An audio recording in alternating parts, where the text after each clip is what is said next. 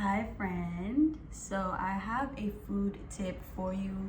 It's more of a food no because when I encountered this I had questions. So if you ever cut into lettuce or a sweet potato and you see white stuff oozing out, and I'm not talking about mold here, I'm talking about a liquid that is actually sappy.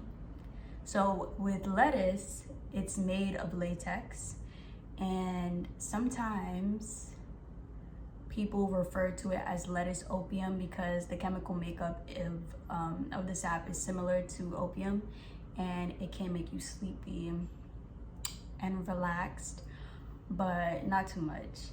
And the chemical makeup, or what the white sap from the sweet potato is made of, is starch, water, and sugar. So both of these are gonna be good. The taste is gonna be different. So I don't really eat it for taste. I just eat the sweet potato and the lettuce, but you know, you're gonna get a little bit of the white stuff with the lettuce potentially. With the sweet potato is gonna cook out, but it means that it's fresh. It means that it is hydrated and juicy and fresh. So it's actually a good thing.